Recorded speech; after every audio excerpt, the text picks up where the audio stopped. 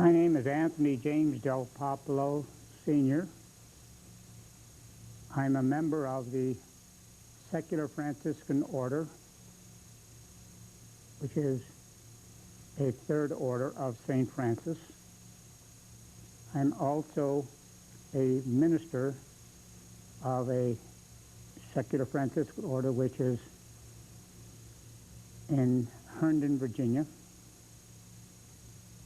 And I am here feeling very much honored to be invited to speak before you. I certainly thank the officers and the members of the Knights of Columbus, St. John de Massa Council, the Archbishop Michael J. Curley Assembly. I myself am a member of the Knights of Columbus, Edward Douglas White Council in Arlington, Virginia. I've been asked to tell you a little about my Franciscan experiences and also especially about my experience, personal experience with St. Francis of Assisi. Having been a member for 40 years, I never thought much about it until about 6 years ago when I was asked to give a talk on St. Francis, and I said it in the first person singular.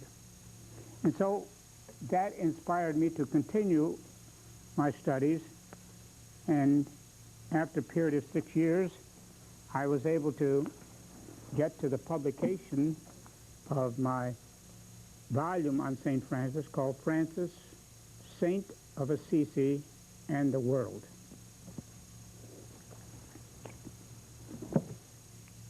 This particular book, of course, is in libraries in India, in Africa, in Brazil, all parts of the United States, and England. My greatest honor came when I was in Rome on May 31st, 1989, when both the book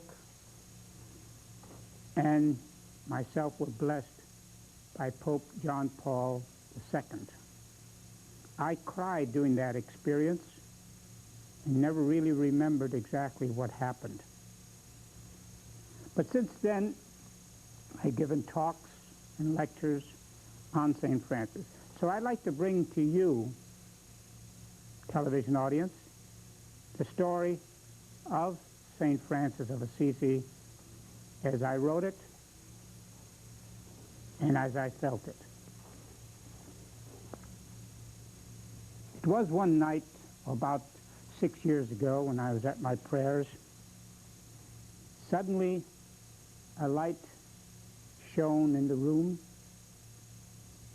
and there before me was a figure. I suddenly recognized it as my patron saint, St. Francis. I asked him, would he be kind enough to tell me the story of his life?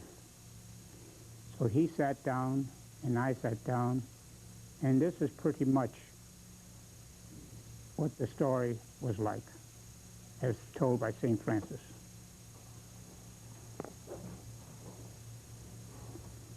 He was born in the small town of Assisi, Italy.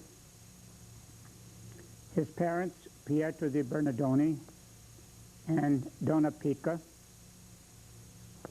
were very, very